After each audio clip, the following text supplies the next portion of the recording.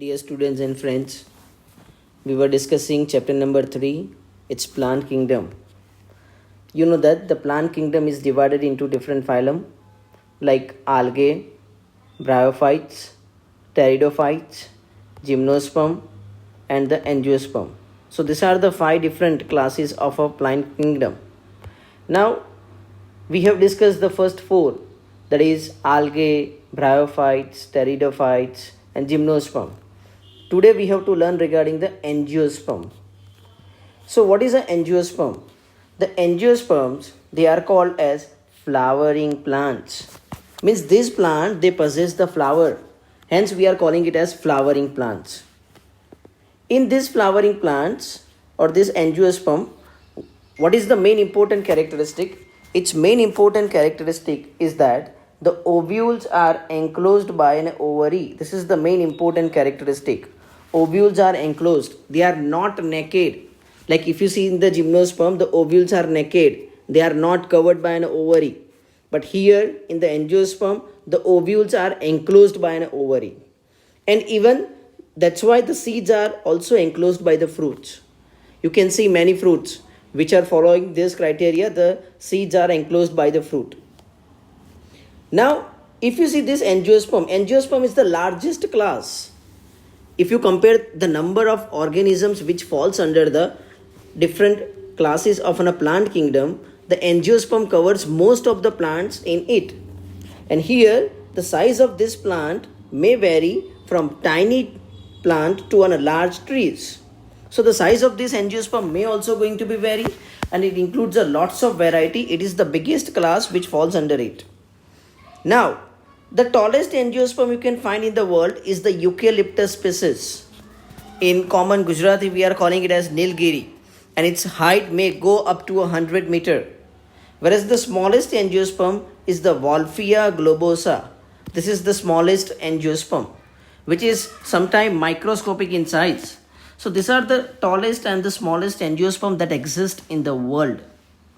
Now, this angiosperm can be classified into 2 types based on presence or absence of a cotyledon. So which are the 2 types in which they are classified? The first one is called as dicotyledon and the second one is called as monocotyledon. These are the 2 important types of angiosperm, dicotyledon and the monocotyledon. So how they are classified? They are classified based on presence of number of cotyledon in the seed. Dicotyledon means how many cotyledons are present in their seed? 2. That's why they are called as a dicotyledon. And the monocotyledon means mono means 1. So how many cotyledons are present with them? So they have one cotyledon. So that's why they are called as monocotyledonous seed. So angiosperm is divided into 2 types, dicotyledonous and the monocotyledonous. Okay. Now let's discuss the life cycle of this angiosperm. You know that these are the plants which are possessing the flowers. Okay, so here you can see this is the presence of a flower. This is a flower. This flower may be either unisexual or bisexual. Okay, here we are discussing, suppose assuming that it is a bisexual flower, that means both male and female sex organs are present in the same flower. Here the male sexual organ, it's called as stamen. Remember, what is a male sexual organ? It's called as stamen. And this stamen is divided into 3 parts. The first part, what I am showing you, this is the first part. This is called as anther. This is the first part. Second one, this stalk-like portion, this is called as a filament. And the portion that is connected in between them, this is called as connective. So these are the 3 parts of a stamen: anther, connective, filament. Okay. Now this anther, they generates a microspore mother cell. What it generates?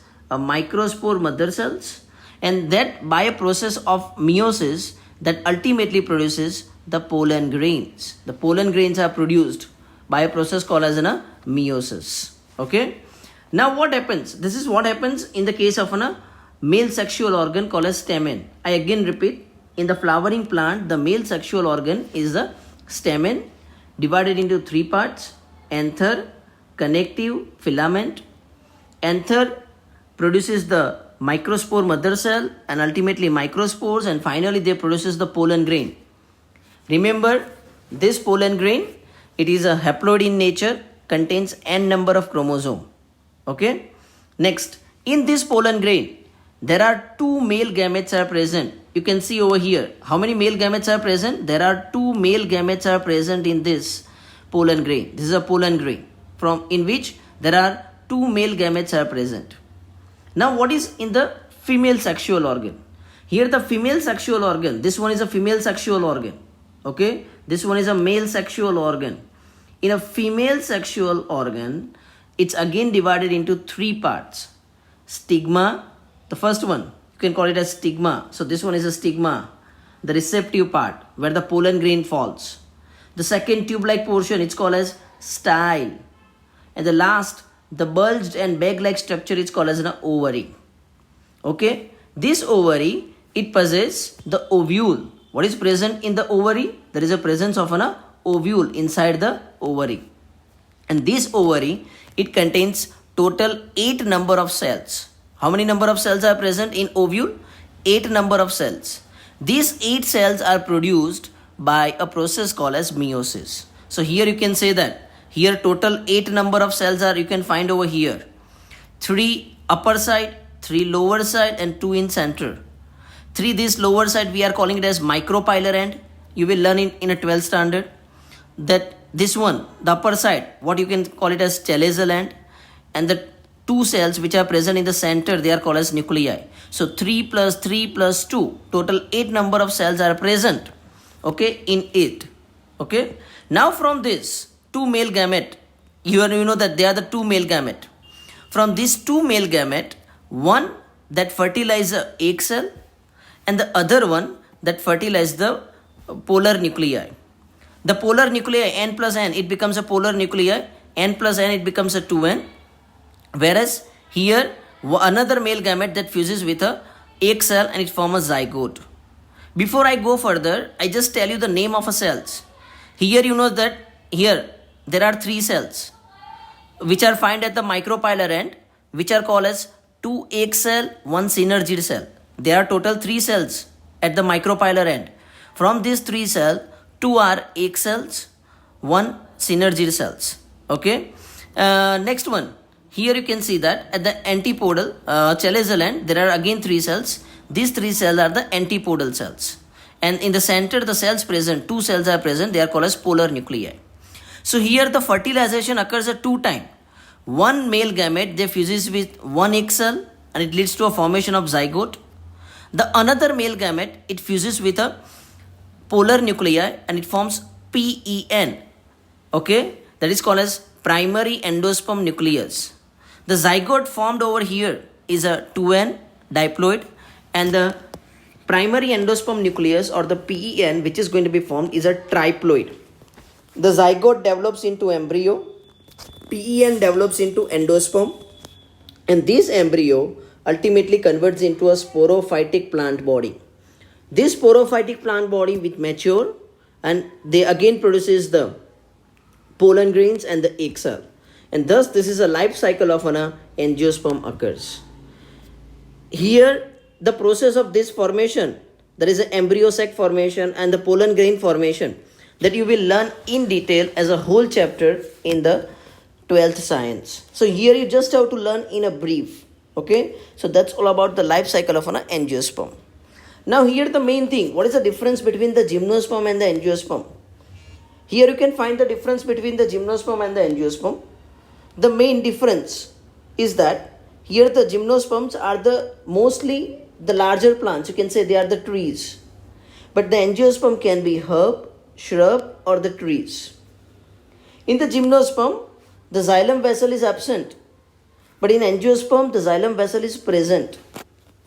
In gymnosperm, the companion cells, they are absent. Companion cells there you can find in a phloem. And in angiosperm, the companion cells are present. Now next, if you see the reproduction, in a gymnosperm, the reproductive structure is either you can say a corn, but here in angiosperm, corn is absent. Similarly, in gymnosperm, flowers are absent because they are the flowerless plant. But in angiosperm, the flowers are present.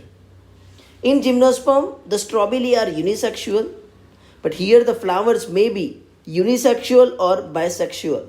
But most of the time, it may be a bisexual. The main important characteristic in the gymnosperm, the ovules are naked. But in angiosperm, the ovules are covered by an ovary. That means that's why the ovary wall is absent in case of gymnosperm, but ovary wall can be found in the angiosperm.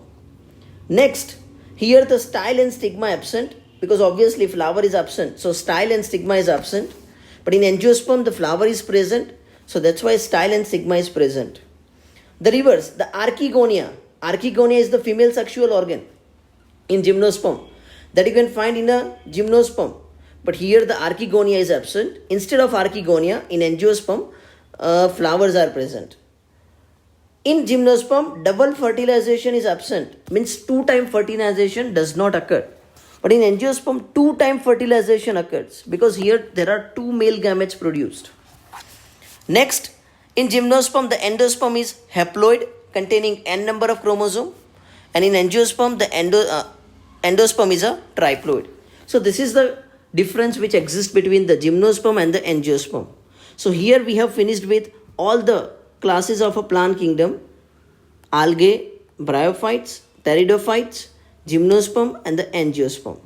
In the next session, we are going to learn regarding the alteration of generation.